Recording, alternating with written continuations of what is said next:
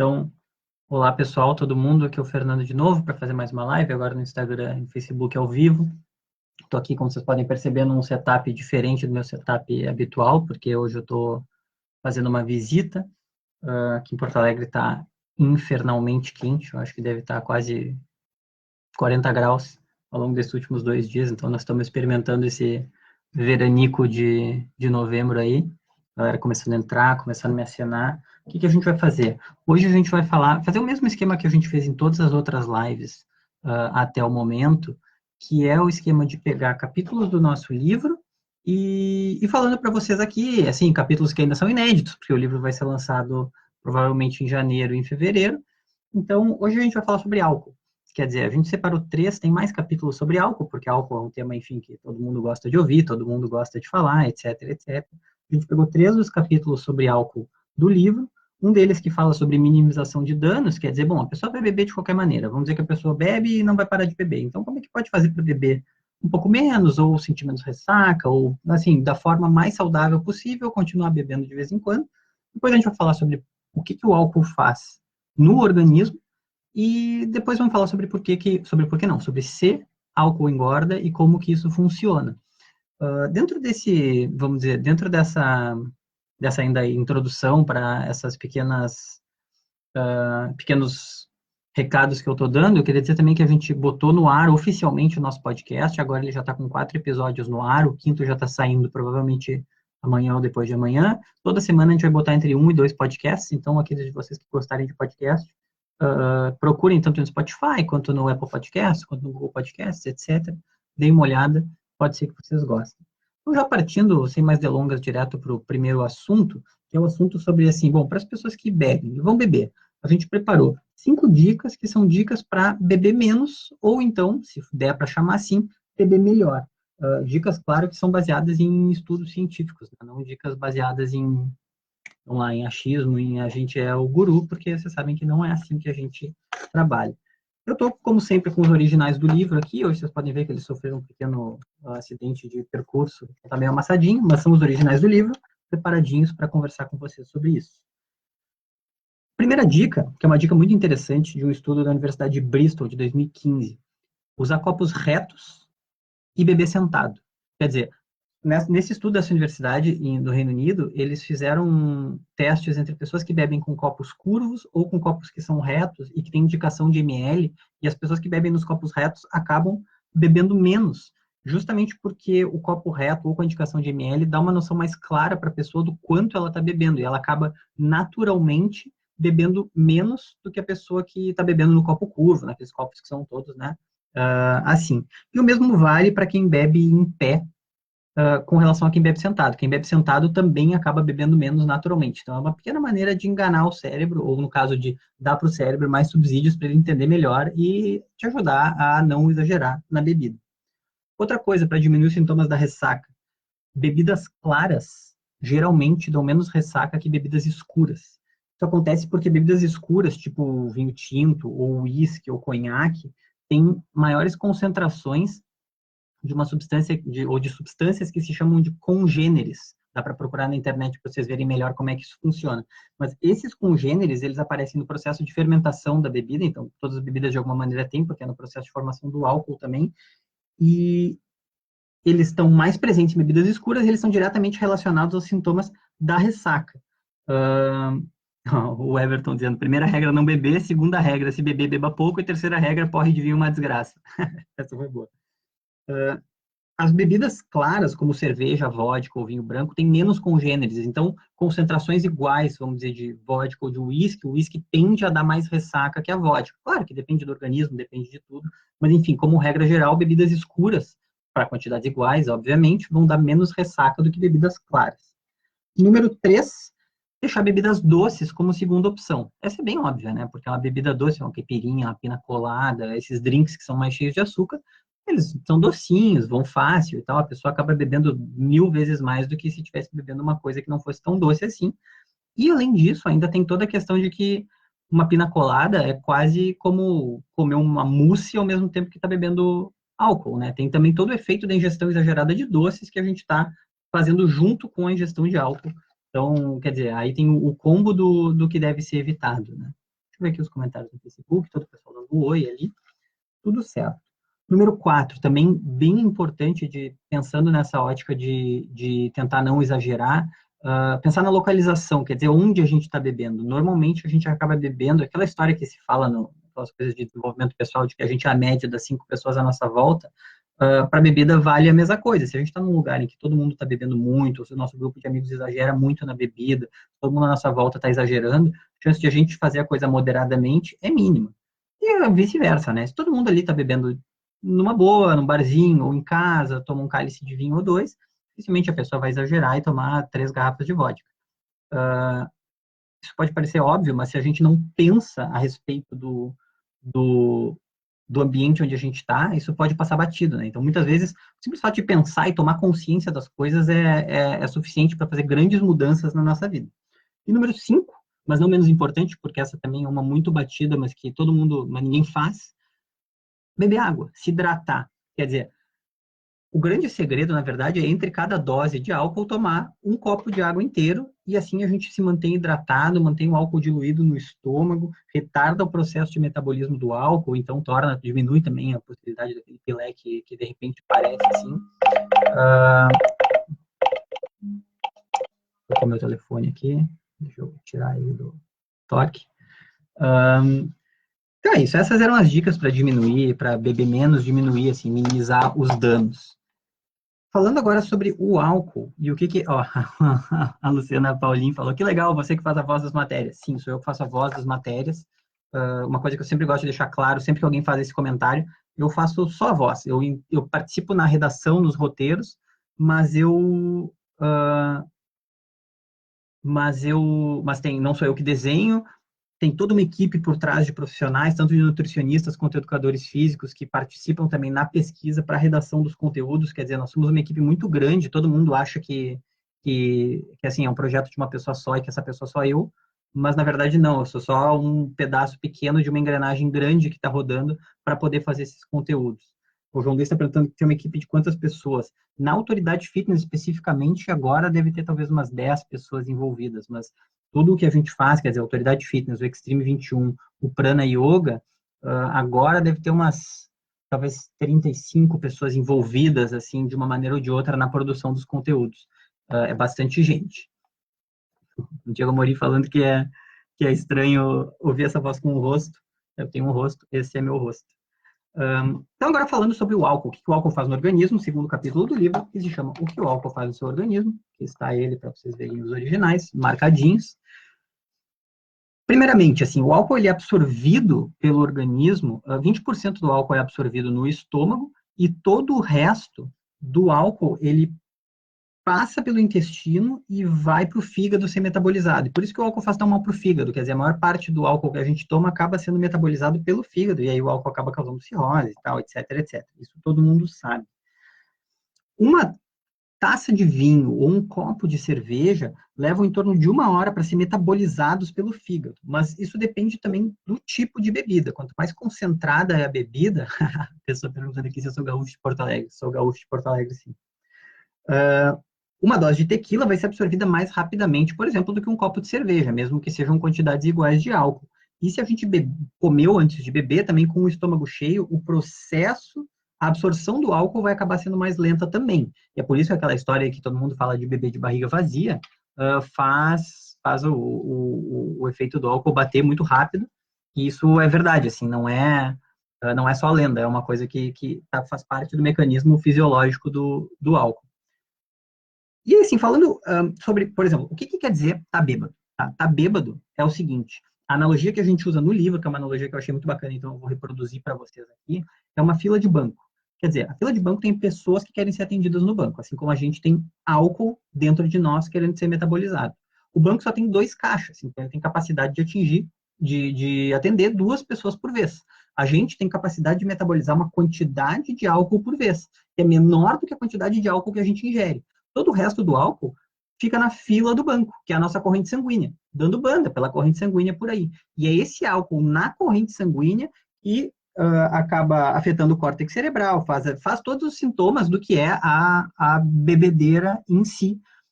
E quando, vamos dizer assim, quando os caixas vão dando conta das pessoas na fila do banco, ou o corpo vai dando conta de metabolizar o álcool vai saindo da corrente sanguínea, e pouco a pouco a gente vai ficando menos e menos e menos bêbado. Então é isso, assim, quanto mais álcool a gente bota para dentro, mais rápido o corpo vai conseguir metabolizar uma taxa X, tudo que vier a mais que a taxa X vai dando o efeito do bêbado que a gente vai sentindo.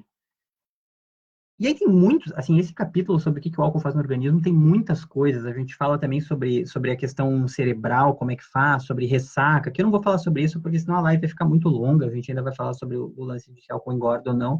Então eu vou passando. Olha, a Letícia falando aqui que é uma ótima analogia. Muito obrigado, Letícia. Não fui eu que pensei nela, mas ela é muito boa mesmo. Então, é isso aí. O que eu vou trazer aqui nessa live sobre coisas que a gente colocou no livro, que eu acho que são muito interessantes, são o que o álcool, os efeitos do álcool, as diferenças do efeito do álcool para homens e para mulheres ou entre diferentes etnias. É um subcapítulo que chama Gênero e Etnia, que é baseado em uma série de estudos científicos, além de dados do NIAAA, que é o Instituto Nacional de Abuso do Álcool e Alcoolismo, em inglês, né? National Institute of Alcohol Abuse and Alcoholism. E fala, por exemplo, o seguinte, ó, mulheres, que é uma coisa que, vamos dizer assim, talvez faça parte da experiência empírica de todos nós, mas ele, mas é uma coisa que se apoia no conhecimento científico. Então, assim, mulheres levam mais tempo para processar o álcool que o homem. Isso significa que os caixas do banco das mulheres demoram mais tempo para atender os clientes do banco do que para os homens. Além disso, os homens, em geral, têm uma tendência a ter mais massa muscular do que as mulheres proporcionalmente. E o que isso significa? Significa o seguinte, o álcool, ele se distribui no organismo em todos os lugares onde tem água. Então, ele se dilui dentro também da musculatura, só não se dilui dentro da massa gorda. Como as mulheres têm mais massa gorda, elas têm menos tecidos com água que os homens proporcionalmente. Então, o álcool fica mais concentrado na corrente sanguínea para as mulheres do que para os homens. Então, essas duas coisas distintas, o fato de processar mais devagar e o fato de ter mais massa gorda, então o álcool se concentrar nas regiões onde tem água da mulher, faz as mulheres sentirem muito mais rápido os efeitos da bebida do que os homens. Além disso, ou talvez associado a isso, um outro artigo do NIA e também uma pesquisa da Universidade de Illinois dizem que as mulheres têm maiores alterações sensoriais e cognitivas comparadas aos homens. Isso em português quer dizer que as mulheres sentem mais os sintomas da bebida, mais os sintomas da bebedeira, ou né? Quando comparados aos homens com iguais quantidades de álcool, etc, etc, etc. E o que é uma coisa muito interessante, porque assim, muitas vezes se fala isso, mas se fala como se fosse uma coisa meio jogada, assim, talvez seja assim, eu acho isso, blá, blá, blá. E não é uma questão de opinião, é uma questão enfim, são fatos fisiológicos, né? O Breno está perguntando onde é que pode comprar uma camiseta do Extreme 21. Elas, por enquanto, não estão à venda, em breve vão estar, então segura um pouquinho, quando tiver a gente vai avisar com certeza. E o Everton dizendo que conhece umas meninas que são exceção à regra. Claro, é verdade. Isso é uma outra coisa que, assim, em todos os lugares, ao longo do nosso livro, em todos os artigos também, como nessa questão do álcool, a individualidade fisiológica faz muita diferença também. Então, tudo que a gente vai falar aqui são generalizações, inclusive quando a gente vai falar sobre se o álcool engorda ou não, tem um pedaço que é sobre isso também. São generalizações e não se aplica necessariamente a cada indivíduo, porque a individualidade biológica faz muita diferença nessa hora, como em todas as horas, né? Assim, na verdade, tudo que a gente fala são generalizações e não necessariamente vai se aplicar para todas as pessoas. O álcool é uma delas também. Uma outra questão que a gente preparou aqui, que é muito interessante, é a diferença entre grupos étnicos. Quer dizer, se há ou não há uma diferença no metabolismo do álcool para diferentes grupos étnicos. E o que tem na literatura científica que a gente encontrou é que sim, existe.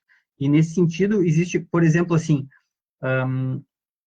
índios americanos têm mais chance de desenvolver alcoolismo, dependência alcoólica, né, quando comparados a caucasianos ou asiáticos. Isso é um estudo da Universidade da Califórnia que diz, isso é por causa da seguinte razão, são enzimas chamadas álcool desidrogenases, que são as enzimas que estão envolvidas no metabolismo, na absorção do álcool, que, assim, esse grupo de enzimas, o pool de enzimas tem uma composição diferente de acordo com os diferentes grupos étnicos. E isso faz com que realmente haja uma diferença no metabolismo e na relação do organismo de cada pessoa, de acordo com o seu grupo étnico, com o álcool, né? Uma outra pesquisa da Universidade da Califórnia entre coreanos e chineses diz que coreanos têm muito mais tendência ao alcoolismo do que chineses. E uma pesquisa de Harvard, muito interessante, tem aquela lenda ou aquela coisa que se diz de que o consumo moderado de uma taça de vinho por dia faria bem ao coração, etc, etc, etc. Tem um pouco de controvérsia quanto a isso, tá? A gente não vai entrar muito nesse assunto, tem um pouco de controvérsia quanto a isso. Tem gente que diz que sim, outras pessoas dizem que não tanto. Mas esse estudo encontrou benefícios moderados benefícios associados ao consumo moderado de álcool para americanos brancos e europeus e não para americanos afrodescendentes, justamente por causa da diferença na ação dessas ADH, álcool desidrogenases, de acordo com a bagagem genética de cada uma das pessoas. E aí tem uma taxa de absorção de álcool distinta, e isso faz com que a relação do organismo com o álcool seja diferente. Então, nesse caso, é uma diferença bem pontual, assim, claro que é um estudo só, teria que ter mais estudos, teria que ter uma meta-análise, etc., mas, enfim, é um dado para se levar em consideração. Para americanos brancos e europeus se encontra um resultado, e para americanos afrodescendentes um resultado totalmente diferente. Quer dizer que, assim, existe uma tendência de que o grupo étnico faça uma diferença nesse sentido. Claro que isso é de um ponto de vista totalmente também qual a relação de uma pessoa com álcool naquele momento, né? Não tem a ver com coisas sociais e fatores, vamos dizer assim, a questão do alcoolismo nas sociedades, ela é obviamente multifatorial e tem uma questão de uma herança social e cultural, assim, que não dá para negar. Então, claro que a gente não está querendo aqui fazer nenhum tipo de apologia a nada, mas é um resultado interessante de se pensar. E justamente dentro dessa ótica também, sobre o lance do benefício, que o gancho era agora falar sobre se a bebida alcoólica faz bem ou faz mal, e se dá para dizer isso. E o que a gente escreve no livro, e é a nossa posição de verdade, é que é delicado falar de bebidas alcoólicas como uma coisa que vai fazer bem ou vai fazer mal. Não é sensato generalizar conclusões de estudos que foram feitos sobre isso, e aí a gente chegar e dizer para vocês, cara, vamos lá, pode beber, ou então não pode, papapá. E ó, o Paulinho Lucena falou, isso é verdade, estou no exterior e fico mais elevado mais rápido do que eles, considerando que a gente bebe as mesmas doses. Pode ser que tenha alguma coisa a ver com uma questão genética mesmo. Pode ser que não, mas pode ser que sim. Tem indícios de que isso pode fazer sentido, né? E aí, indo para o último assunto da noite, que é sobre se o álcool, no fim das contas, engorda ou não engorda, né? Que é uma coisa que todo mundo nos pergunta também. Não adianta, né? A gente fala sobre muita coisa, às vezes, assuntos mais difíceis e mais, vamos dizer assim, densos, e tenta trazer coisas que não estão aí sendo ditas pelo mainstream para vocês. Mas essa é uma pergunta que sempre volta, quer dizer, todo mundo bebe, todo mundo de alguma maneira quer emagrecer, ou não quer engordar, ou se preocupa com isso. Então, assim, todo mundo bebe não, isso não é verdade, né? Mas quase todo mundo bebe e bastante gente também quer perder peso. Então, esse é o combo mágico das perguntas que a gente recebe, se álcool engorda. Então, a gente resolveu fazer um capítulo só para isso, o capítulo se chama Álcool Engorda, está aqui nas minhas mãos. Eu vou falar um pouco sobre o que a gente preparou nele também agora. Uma coisa que assim, também dentro dessa questão do álcool engorda, que às vezes as pessoas não falam, é o seguinte, todo mundo fala, cerveja é pão líquido, porque é puro carboidrato e tal, blá, blá, blá. E é verdade, é mesmo. Só que o álcool, a substância etanol, ela, ela, ela por si só, ela é supercalórica. Quer dizer, carboidratos e proteínas têm 4 quilocalorias por grama, tá? Gorduras têm 9 quilocalorias por grama. O etanol tem 7 quilocalorias por grama. Então, assim, é uma substância calórica. Aí o exemplo, por exemplo, é uma caipirinha com açúcar. Uma caipirinha com açúcar tem 310 calorias por dose, tá? 310 calorias por dose. Uma caipirinha sem açúcar, se fizer com stevia ou com eritritol ou com, sei lá, qualquer outro desses adoçantes, vai ter 170 calorias por dose. Quer dizer, é mais da metade das calorias que tem na caipirinha, elas não estão no açúcar, elas estão no álcool. Isso, uma bomba calórica, é verdade. E aí o que acontece? Então, assim, as calorias do álcool, elas também são absorvidas no corpo de uma forma diferente do que as calorias dos carboidratos, das proteínas e das gorduras. Como é que isso funciona? Também não vou entrar em muitos detalhes aqui, porque é um assunto que assim, falar de bioquímica é uma coisa um pouco maçante, né? Mas o ciclo de Krebs, que é o ciclo de energia do organismo, o álcool, ele é quebrado em acetaldeído e depois em acetato. E aí, então, ele entra no... Isso, o Matheus Valadão perguntou se é só álcool hoje é só álcool. A gente está fazendo live sobre vários assuntos, então, em outros dias vai ser outros assuntos, né?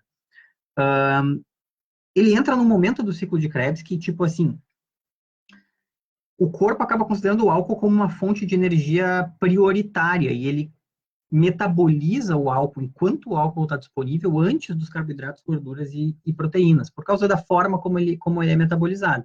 Significa, então, que se tiver algum tipo de glicose livre na corrente sanguínea, ela não vai ser absorvida enquanto o álcool não for absorvido também, e isso pode acarretar que ela acabe sendo acumulada, né, a mais por isso. Pode, né? Isso na teoria, não necessariamente isso também se reflete para todas as pessoas, não necessariamente se reflete. O Everton Lopes está dando detalhes aí. Boa, isso aí. Isso não necessariamente vai se refletir para todo mundo da mesma maneira. Aí tem alguns estudos interessantes. Tem um estudo da Universidade de Copenhague, University Hospital de Copenhague, que estudou a incidência da barriga de cerveja, quer dizer, o consumo moderado alto de cerveja está ou não associado à incidência de uma maior circunferência abdominal. E eles chegaram à conclusão de que sim, está associado a uma maior circunferência abdominal. Quer dizer, tomar cerveja de fato aumenta a barriga. E isso muitas vezes é tratado como piada, as pessoas fazem piada de, meu Deus do céu, aqui, barriguinha de cerveja e tal, como se fosse engraçado, mas cada vez, primeiramente não é engraçado, tá? E segundamente, a circunferência abdominal, hoje em dia se sabe que ela é um indicador de saúde muito importante, muito mais importante do que se pensava antigamente, porque ela sozinha, que assim, a quantidade de gordura visceral que a gente tem, de gordura abdominal, ela está diretamente relacionada a riscos de aumento de pressão arterial, diabetes e colesterol alto, que aumentam, que são fatores de risco para doenças cardiovasculares. E, o Everton dizendo que baixou a barriguinha quando largou o álcool. Muito bem, é isso aí. Então, assim, eles em Copenhague, na Dinamarca, acharam que sim, existe uma relação entre o consumo alto de cerveja e a barriga de cerveja, que a gente chama, né, o aumento da circunferência abdominal. Um outro estudo publicado por também um instituto alemão, que a galera lá tá interessada pela quantidade de cerveja que se bebe. Chegou à conclusão de que sim, que tem uma correlação positiva entre o consumo de cerveja e o aumento da gordura abdominal, mas que, assim, o aumento não se dá só na região abdominal, quer dizer, está associado a um aumento da gordura corporal total e, por consequência, da gordura abdominal. Então, assim, na verdade, a barriga de cerveja ela é só um pedaço, tem também o braço de cerveja, papada de cerveja, tudo está dentro do mesmo pacote. Segundo o German Institute of Human Nutrition de Potsdam, eu não sei dizer o nome da segunda cidade, Potsdam, Heerbrugg, mas eu não sei falar alemão, então talvez eu esteja falando uma bobagem. E aí, assim, outra coisa muito interessante, falando sobre assim, o que é um consumo baixo? Quer dizer, o importante é beber moderadamente, beba com moderação. O que isso significa? Quer dizer, dá para a gente medir, porque a ideia sempre é para dar uma recomendação assim, baseada em alguma coisa científica. Baixo e alto são palavras que qualquer um pode interpretar o que quiser, né? Meia garrafa de vinho é baixo ou meia garrafa de vinho é alto. Como é que a gente vai saber, né? Então, assim, que medidas são essas? É possível ter esse tipo de medida? E aí é muito engraçado, porque quando a gente foi se debruçar e foi fazer a pesquisa sobre isso para fazer o livro, as recomendações de ingestão de álcool para adultos saudáveis mudam de país para país. E a medida da unidade de álcool que os países usam muda de país para país também. Então, assim, no Reino Unido, eles consideram uma unidade de álcool 8 gramas de etanol. Nos Estados Unidos, são 14 gramas de etanol. Na Áustria, são 20 gramas de etanol. Para a unidade de álcool que depois vai balizar a quantidade de bebida que pode beber. Então, assim, é tudo muito diferente de um país para o outro. A gente, tanto para o livro quanto para agora, a gente resolveu usar essas diretrizes do Reino Unido que tratam uma unidade de álcool como 8 gramas de etanol. E aí, nesse sentido, quanto que se pode beber? A indicação do Ministério da Saúde do Reino Unido, do UK Chief Medical Officer, em 2016, para homens e para mulheres, é que se beba no máximo 14 unidades de álcool por semana, divididas de preferência entre 3 dias ou mais. Ou seja, isso seriam mais ou menos 6 cálices de vinho ou 6 copos de cerveja ou 250, 300 ml de destilados por semana. Então, assim, são 5 a 6 doses de destilado, menos, na verdade, ou 6 cálices de vinho, ou 6 copos de cerveja por semana, espalhados entre 3 ou mais dias. Isso seria o Léo Rocha abanando para ele também. Isso é o que se considera um consumo baixo a moderado de álcool. Então, assim, tanto quanto se sabe hoje cientificamente, tanto dentro desse consumo, 6 copos de cerveja, 6 cálices de vinho, um pouquinho de destilado na semana, dá para considerar que assim, o álcool não apresenta maiores riscos para a saúde e a gente está numa faixa leve de consumo. Então tá, e aí fica a pergunta final. Então, faixa leve de consumo, tá tudo bem, não tem maiores riscos para a saúde, legal. Mas engorda ou não engorda, né? Tô enrolando, não tô respondendo. As pesquisas que tentam relacionar a influência ou a relação de causa e efeito entre álcool e obesidade não chegaram ainda a resultados muito conclusivos. Então, assim, existe, e isso é fato, uma influência, uma correlação positiva entre o consumo de álcool e o ganho de peso. Porque o álcool tem uma influência, por causa das razões do ciclo de Krebs, que a gente falou antes, porque ele é uma coisa calórica, ele influencia em que a gente termine cada um dos nossos dias com um balanço calórico positivo. A gente ingere muito mais energias, mais calorias do que a gente ingeriria normalmente, e são calorias vazias, ele não tem função nutricional nenhuma. Então, assim, a gente vai precisar dos nutrientes mesmo assim, acaba ingerindo calorias vazias, acaba o dia com um balanço calórico positivo, acaba engordando no longo prazo. Então, assim, essa correlação, ela existe. Mas o álcool tem uma correlação direta com obesidade, e aí a resposta de um estudo de 2015 de uma instituição chamada Healthy Active Living and Obesity Research Group, quer dizer, um grupo de pesquisa focado em obesidade e em qualidade de vida, indica o seguinte: um consumo moderado a alto, quer dizer, mais de 14 unidades por semana de bebidas alcoólicas, está relacionado com ganho de peso. Mas o consumo leve e ocasional que a gente falou antes, não está. Então, pessoas que têm um estilo de vida saudável e que bebem um pouquinho de vez em quando, não precisam também, a gente não precisa entrar nesse terrorismo nutricional de dizer, nossa, isso aí é o fim do mundo para você, não sei o quê. Cada um faz as suas escolhas, claro que dentro da moderação, né? Fora da moderação é melhor, eu acho que, repensar um pouco os seus hábitos. Mas então, assim, o Gustavo também comentando que tá vendo o cara que faz a voz dos vídeos. Sou eu, faço a voz dos vídeos, é verdade. O conteúdo todo tem uma baita equipe que faz, a voz é a minha voz. Então é isso, galera. Assim, sem querer, a gente tem muito uma linha muito clara de não fazer terrorismo nutricional, tentar ao máximo ser ponderado, não dizer assim, não tem que beber nunca mais, lá, lá, lá, lá, lá. Ninguém vai morrer por tomar uma cerveja aqui e ali, tomar um cálice de vinho aqui e ali. Exatamente, o Everton está dizendo uma vez por semana, tudo certo, entendeu? Desde que uma vez por semana não vai ser um porre, vai ser de leve, como ele mesmo disse. É isso aí. Então, assim, sem terrorismo nutricional, sabendo tudo o que faz no organismo, consumo alto vai fazer ganhar peso, vai aumentar a gordura abdominal, vai trazer uma série de outras consequências, se exagerar demais a cirrose, aí tem consequências muito piores, né? Consumo moderado, abaixo, tá tudo certo. Cada um vive a sua vida feliz. Às vezes o que não faz tão bem para o corpo, faz bem para o espírito. É bom ter isso em mente também, porque senão tudo que a gente ingere acaba virando um suplício. E isso também não é legal. Tem uma coisa que chama ortorexia, se eu não estou enganado, que é justamente isso de tratar os alimentos como uma coisa totalmente funcional e não como uma questão de prazer que está envolvida com a nossa vida. E isso, cálice de vinho é uma taça, exatamente, é isso aí. Em ml, não sei, um cálice de vinho, tem que procurar deixa eu ver se a gente escreveu aqui. A Carla me fez uma pergunta que me pegou. Não sei quantos ml tem numa taça de vinho. Uma taça de vinho é uma taça de vinho. Aqui diz 76 ml de vinho é 8 gramas de etanol, 6 cálices de 250 ml. Eu tinha a resposta, cara. É isso aí. Então, assim, 6 cálices de 250 ml são taças. Viu? Nada como ter eu tô com a colinha preparada. A colinha muitas vezes salva vidas. É isso aí, pessoal. Muito obrigado pela atenção de vocês, espero que vocês tenham gostado. Falamos bastante, várias coisas sobre álcool. Eu pretendo gravar um episódio do podcast sobre isso, discutindo mais ou menos as coisas que a gente falou aqui, se aprofundando em algumas coisas mais, porque o Guto Santana perguntando se um alimento tem poder de engordar ou só o superávit calórico tem esse poder. Superávit calórico, o balanço calórico. Um alimento sozinho, fora de um contexto maior, ele pode fazer mal por outras razões, mas ele não tem esse poder, né? Então é isso, pessoal. Assim, tomara que vocês tenham gostado. Muito obrigado pela atenção de vocês. Uma boa noite. E no episódio do podcast eu pretendo discutir essas coisas com um pouco mais de aprofundamento. Tá? Beijo no coração de todos. Tchau, tchau.